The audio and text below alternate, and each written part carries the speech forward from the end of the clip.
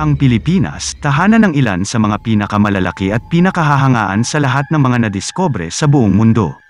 Mula sa maalamat na Pearl of Lao Tzu, isang napakalaking hiyas na tumitimbang ng 14.1 pounds, hanggang sa Pearl of King, Palawan Princess, Giga Pearl, at ang pinakabagong perlas ng puerto na kung sakali ay malalampasan nito ang bagong records na hihigit sa lahat at ang mga bagong tuklas na iba pang kayamanan ng bansang Pilipinas.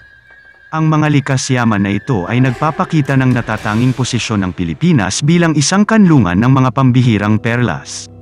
Sa mayamang kasaysayan na kaakibat ng mga makikinang na hiyas na ito, ang Pilipinas ay tumatayo bilang isang beacon sa mundo ng mga perlas o tinatawag ding Ophir, na inilalantad ang pinakamagagandang likha ng kalikasan sa ilalim ng mga pambihirang katubigan nito. Ang nakakamanghang likas yaman na ito ay lahat ay natagpuan lamang dito sa Pilipinas. Dahil sa pambihira at laki nito, ito ay isang simbolo ng mayamang pamana ng dagat ng Pilipinas at ang marami pang kahangahangang kagandahan na nakatago sa ilalim ng kailaliman ng karagatan ng bansang Pilipinas na tinatawag na Perlas ng Silanganan.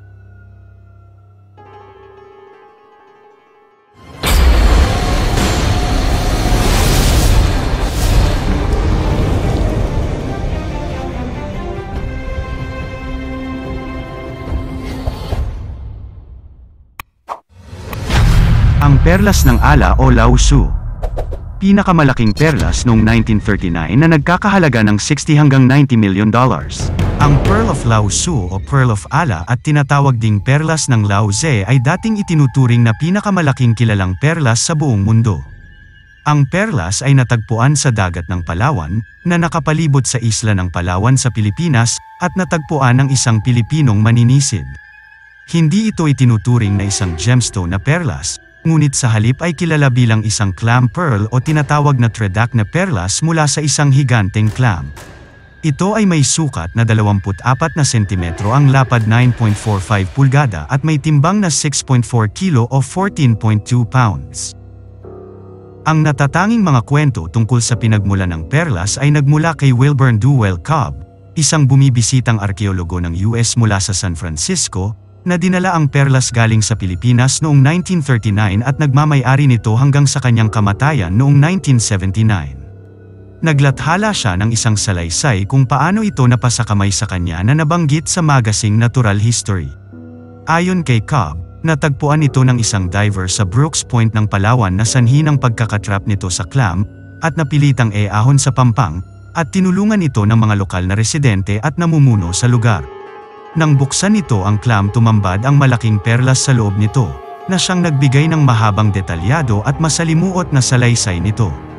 Kung paano niya ito gustong bilhin mula sa isang punong tribo ng Dayak sa Pilipinas nang una niyang marinig ito noong 1934, ngunit ang pinuno ay isang Muslim at ayaw nitong ibenta sa kahit nino man dahil itinuturing niyang sagrado ang perlas, dahil itsura at bahagi nito ay may pagkakahawig sa nakaturban na ulo ng isang propetang Islam na si Muhammad. Pagkatapos ay ikinwento ni Cobb kung paano niya iniligtas ang buhay ng anak ng pinuno sa pagkakaroon nito ng malaria. Kaya noong 1936 ibinigay sa kanya ang perlas bilang tanda ng pasasalamat dahil sa mga sagradong samahan nito. Ngayon, ang perlas ay nakilala bilang Perlas ng Ala. Pagkaraan ng 3 dekada, pinaganda ni Cobb ang pinagmulan ng kwento kung saan ang isang kasinungalingang bagong account sa February 1969 ng Mensa Bulletin, na nagpo-promote ng perlas bilang isang artifact ng Chinese legend. Inilarawan niya ang isang 1939 na pakikipagtagpo sa isang Chinese na nagngangalang Li, na nagsabi sa kanya na ang perlas ay unang lumaki sa isang mas maliit na kabibe na ipinapasok ang isang jade amulet ng isang disipulo at maalamat na sage na Lao Tzu na may mahigit 2,500 na taon na ang nakakaraan. At ang mga nagdaang siglo ay inilipat ang mga ito hanggang sa maabot ang tamang laki nito. Hanggang sa nagkaroon ng gyera at kaguluhan sa lugar di umano'y, kaya ang kayamanan na ito ay ipinadala sa Pilipinas bilang proteksyon, kung saan ito nawala sa isang bagyo. Pagkatapos ng kamatayan ni Cobb noong 1979, binili nina Peter Hoffman at Victor Barbish ang perlas mula sa kanyang ari-arian sa halagang $200,000.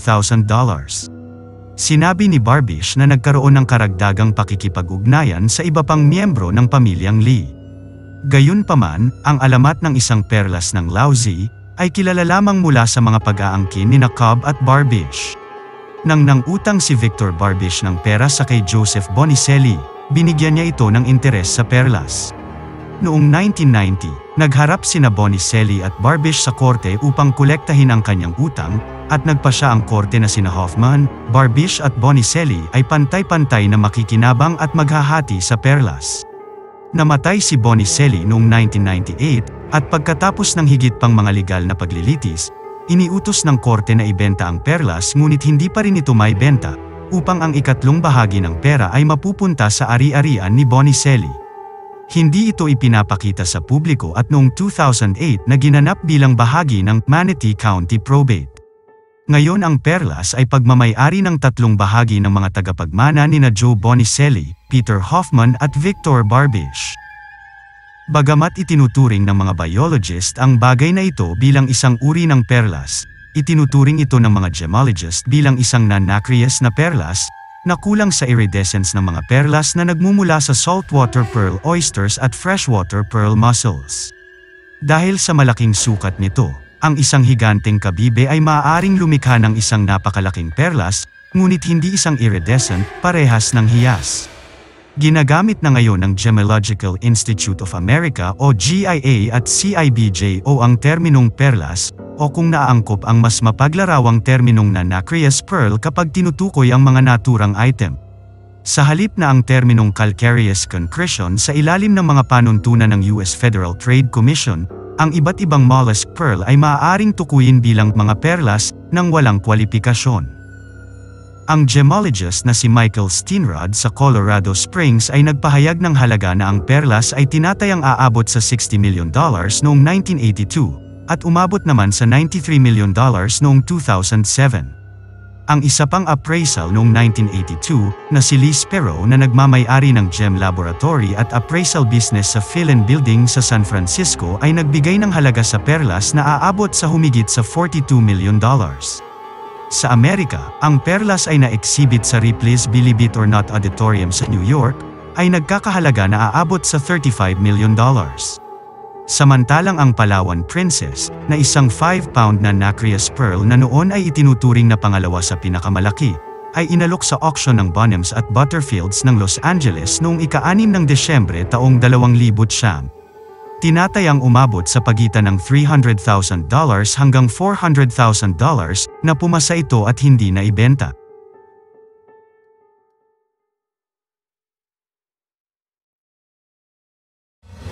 Palawan Princess. Pangalawang pinakamalaking perlas noong 1934 na nagkakahalaga ng $300,000 hanggang $400,000. Ang Palawan Princess ay nakapagtalaga ng pangalawang pinakamalaking dinacreous na baroque na perlas na natuklasan sa Pilipinas na may timbang na humigit 5 pounds o 2.27 kg na may 11,340 na carats. Ang perlas ay natuklasan mula sa higanteng kabibe o Tridacne gigas na natagpuan sa baybayin ng isla ng Palawan sa bansang Pilipinas na tinuturing isang natural na tirahan ng mga higanteng kabibe sa buong mundo. Samantala, natuklasan din ito mula sa parehong lugar kung saan natagpuan din at nakapagtala na pinakamalaking perlas sa buong mundo, na kung saan natagpuan ito sa baybayin ng Palawan taong 1934. Hindi alam kung paano nagmula ang pangalang Palawan Princess na sinasabi na ang perlas ay natuklasan ng isang professional divers, hindi gaya ng mga naunang nakatuklas na kung saan ang mga perlas ay aksidenteng natagpuan ng isang mangingisda na gaya ng perlas ng Ala, King of Pearl, Giga Pearl at maging ang Puerto Princesa Pearl. Ang perlas ay may kapansin-pansing pagkakahawig sa cerebrum ng utak ng tao. Maging ang ilang mga parte nito gaya ng perlas ng Ala ay may mga pagkakahalin tulad sa mga iba pang perlas. Ang Palawan Princess ay walang katangiang mukha tulad ng tao na di gaya ng perlas ng Ala, kaya't ang pangalang Palawan Princess ay hindi maaring iugnay sa anumang katangian ng tao sa perlas tulad ng perlas ng Ala. Ang pangalan ay walang alinlangan na sumasalamin sa lugar ng pinagmulan ng perlas ng Palawan Island sa Pilipinas, na nakakuha din ng natatanging pagkakaiba bilang lokasyon kung saan natuklasan ang mga pinakamalaking perlas sa mundo. Kaya ang Palawan Islands ay nakakuha na ngayon ng double distinction bilang lokasyon kung saan hindi lamang ang pinakamalaking perlas sa mundo ang natuklasan, kundi pati na rin ang pangalawa, pangatlo, pang-apat at maging sa mga susunod pa na pinakamalaking perlas sa buong mundo. Sa ganitong diwa, ang pangalang Palawan Princess ay angkop para sa pangalawang pinakamalaking perlas noong 1934 na natuklasan din mula sa parehong rehiyon. Ang Palawan Princess ay na-auction ng mga international auctioneer ng Bonhams at Butterfields sa kanilang natural history auction noong Linggo ika-6 ng Desyembre taong 2009 sa ilalim ng lot number 2377. Na sinamahan ng lower valve ng orihinal ng higanteng clamshell kung saan natuklasan ang perlas, na nagpapakita ng point of attachment kung saan nabuo ang blister pearls na ito. Ang shell ay may sukat na 19 by 13 by 6.5 inches o 48 by 33 at 16.5 sentimetro. Ang laki ng shell ay maliit kung ihahambing sa ilang higanteng kabibe na may sukat na 1.2 metro o 100 sentimetro ang lapad, at tumitimbang ng hanggang 200 kilograms. Naniniwala ang mga siyentipiko na ang mas maliit na sukat ng kabibe ay nauugnay sa malaking blister pearls na lumalaki sa loob ng kabibe, na nagpapakita na ang kabibe ay gumagamit ng halos lahat ng enerhiya nito para sa paglaki ng blister pearls, na sa halip na ang paglaki ng clamshell na parteng bahagi nito. Ang perlas ay sinuri at pinatotohanan ng mga gemologists ng European Gem Laboratories ng USA sa New York, na ang direktor na si Mitch Jakubowicz ayon sa kanya, ang isang uri nito ay minsan lang masisilayan sa ating buhay, na ang isa sa mga pinakanatatanging kayamanan ng kalikasan, na ang isang perlas na ganito kalaki ay hindi lamang isa sa hinahangaan at hinahangad ng karamihan. Ito rin ay kabilang sa pinakamalaking perlas na nakita kailanman. At ayon pa sa isa pang gemologist at senior appraiser ng Universal Gemological Services na sinabi nito, na ang perlas na ito ay ang isa sa pinakamahalagang uri ng perlas sa buong mundo ngayon. Ang Palawan Princess ay nakatakdang ibenta sa pangalawang pagkakataon noong ika-6 ng Desyembre taong 2009 sa taunang holiday auction ng natural history na inorganisa ng mga kilalang internasyonal na auctioneer na Bonhams at Butterfields. Ang perlas ay na-record sa auction catalog sa ilalim ng lot number na 2377 at tinutukoy bilang isa sa rare and immense natural no nacreous pearl. Ang isang pre-sale na pagtatansya na aabot sa $300,000 hanggang $400,000 na naglalagay sa halaga ng perlas, at naaayon sa nakaraang mga presyo na nakuha para sa naturang mga perlas. Gayunpaman, depende sa mga factors na inilatag sa itaas, tulad ng extreme rarity ng perlas, ang napakalaking sukat nito, ang likas na pinagmulan nito at higit sa lahat ang halaga ng mga kolektor na nauugnay sa perlas. Hindi nakakagulat kung ang matagumpay na bid ay lumampas sa pagtatansya ng pre-sale nito. Pearl of the Kings. Isa sa pinakamalaking perlas noong early 30s na nagkakahalaga ng $45 hanggang $65 million. Ang Pearl of the Kings na isa rin sa pinakamalaking perlas sa buong mundo na natagpuan noong taong 1930s. Ang Pilipino businessman na si Richard King, na chairman ng Crown Regency Hotel sa Boracay Island, Aklan, ang nagmamay-ari ng pinakamalaking perlas sa mundo noong 1930s na tinawag niyang Pearl of the Kings. Ayon sa mga ulat, isang grupo ng mga gemologists mula sa Guinness Book of World Records ang nakatakdang dumating sa Pilipinas pangunahin sa Boracay Island upang formal na suriin ang perlas noong Desyembre 19 hanggang 20 na sinasabing nagmula sa isang tridacnate clam. Batay sa inisyal na sukat, ang Pearl of the Kings ay tumitimbang ng humigit kumulang 9 kilo at kumpiyansa ang mga ito na maaaring masungkit nito at makakuha ng sertipikado sa Guinness Book of World Records ng titulo bilang isa sa biggest pearl of the world, na ayon sa salaysay ni Richard King sa Manila Bulletin. Idinagdag ni Richard King na minana niya ang tinaguriang pinakamalaking perlas mula sa kanyang lolo dahil ito raw ay nagmula sa dagat ng Palawan tulad ng perlas ng Ala, o mas kilala bilang perlas ng Lao Tzu o Ze, at itinuturing na pinakamalaking kilalang perlas sa mundo na may sukat na 24 na sentimetro at tumitimbang ng 6.4 kilo. Ayon sa mga naunang kwento, ang perlas ng Ala o perlas ng Lao Tzu, na ibinigay ng isang pinuno ng Muslim tribe noong unang bahagi ng dekada 70, at natagpuan sa lalim ng Brooks Point, Palawan at hinirang at nakakuha ng sertipiko bilang pinakamalaking perlas noong taong 1930s. Kaya napagpasyahan ng mga ito na ipakita ang Pearl of the Kings sa Oceanarium Park sa Crown Regency Hotel bilang isa sa mga atraksyon nito. Bukod sa perlas, ipinagmamalaki rin ng Oceanarium ang pagkakaroon ng pinakamahabang Oceanarium Tunnel sa Pilipinas na may haba na 30 metro. Ang Perlas ng Puerto. Bagong break ang title records noong 2016 na pinakamalaking perlas sa mundo na nagkakahalaga ng $100 million. Ang Puerto Princesa Pearl. Noong 2016, isang record-breaking title naman ang ginawa ng perlas na natagpuan sa Puerto Princesa, Palawan at tinawag itong World's Biggest Natural Giant Pearl from a Giant Clam, na may bigat itong 34 kilograms na matatagpuan sa Tourism Center ng Puerto Princesa City na maaring nagkakahalaga ng $10 million o 550 million sa pera natin. Ang nakadiskubre nito ay isang mangingisda sa lugar ng Palawan. Ayon sa kwento, noong araw ding iyon kasama ng mangingisda ang mga kaanak sa gitna ng laot para maghanap buhay, napansin nilang may paparating na malakas na hangin na may kasamang ulan. Dahil doon, itinabi muna pansamantala sa kalapit na reef at ibinaba ang angkla ng bangka para di tangayin ito ng malakas na hangin. At nang kumalma na ang panahon, sinubukan ng mga ito na iahon ang angkla para sa paglalayag, ngunit sa kasamaang palad, hindi na nila ito maiangat. Kaya nagtulong-tulong ang mga mag-anak para hilain ito, ngunit hindi pa rin nila ito maiangat kaya napilitan itong sisirin at tingnan kung ano yung dahilan ng pagkasabit nito sa ilalim. At nakita ng mangingisda ang pinagsabitan ng angkla sa ilalim ng dagat na ang dahilan ay isang malaking clam. Iniangat niya ito sa pagnanais na ulamin ng fresh ang laman nito. Pagbukas nito, tumambad ang higanting perlas sa loob nito at walang kaalam-alam ang mangingisda kung ano ang bagay na yon. Kaya naisip na itabi muna ito at itago sa ilalim ng kama bilang pampaswerte na nagtagal ng 10 taon sa kamay nito.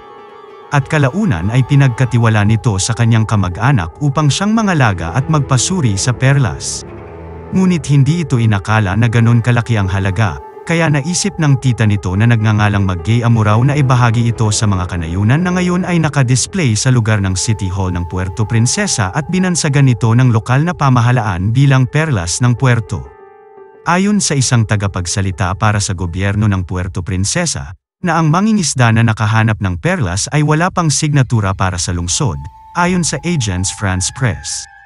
Sinabi ng tagapagsalita, nananatili pa rin itong pag-aari niya, na nagpapatunay na ang mangingisdang ito ay maaring magkaroon ng isang pambihirang yaman na maaring makakapagbago ng kanyang kapalaran. Para sa bagong record na isang 75-pound na perlas at may 170,000 na carats nito na maaring nagkakahalaga na ngayon ng tumataghinting na $100 million.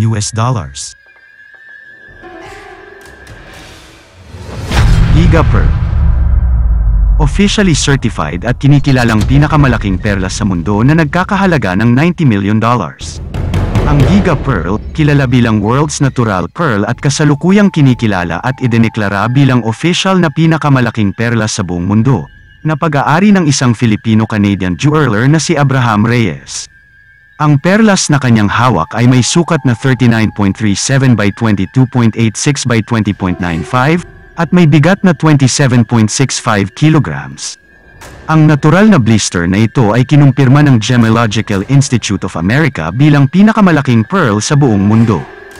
Matagal ng pamana ng pamilya ang nasabing perlas kung saan ayon sa kanyang kwento, ito ay nabili ng kanyang lolo sa isang mangingisda at ibinigay bilang regalo sa kanyang tiyahin noong 1959. Isang antique collector kasi ang kanyang tiyahin at noong una hindi nila ito gaanong pinahahalagahan ngunit isinama pa rin nila ito sa kanilang koleksyon.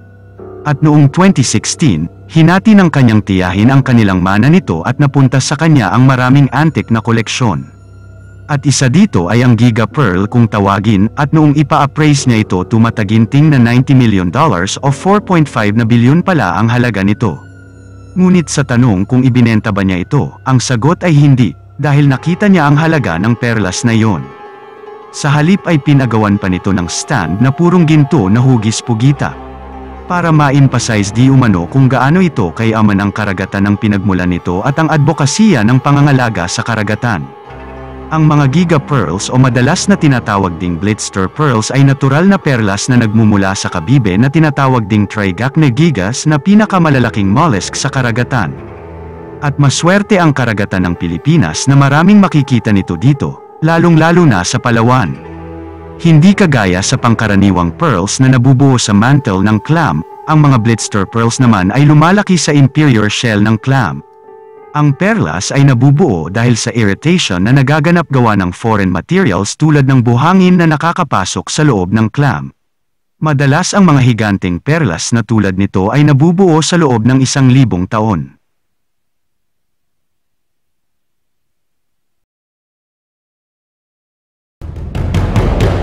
Nakakalungkot man isipin na halos karamihan ng ating yamang dagat ay unti-unti nang nauubos dahil na rin sa ating kapabayaan at hangarin sa buhay.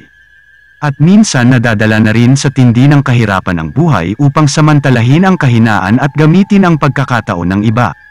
Na kung hindi natin maagapan ito, ang pagkawala at pagkasira ng iba pang yaman dagat at kalikasan ay nagbibigay sa atin ng matinding delubyo. At ang nagpapaalala sa atin ang mga hudyat ng sunod-sunod na kalamidad at trahedya na nangyayari sa ating mundo, na siyang nagbabadya at tuluyang pagkakawala ng lubusang pagkakaubos ng likas na yaman at ang mensahe sa atin para sa mga kabataan at sa mga susunod pang henerasyon. Kung pearls din lang naman daw talaga ay meron talagang bentahan ito sa bansa. Pero kung clams o yung taklobo na pinag-uusapan ay malinaw daw na bawal sa batas ang possession at ang pagbibenta nito. Kaya naman sa isang entrapment operation ng NBI ay 10 ang inaresto.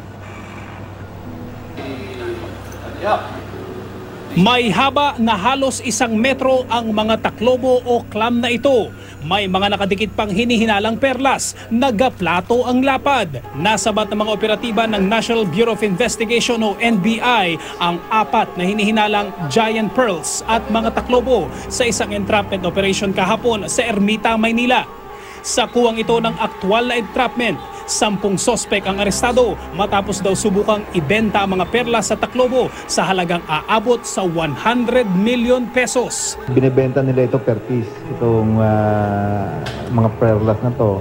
Initially, yun ang pinapalabas na galing Palawan.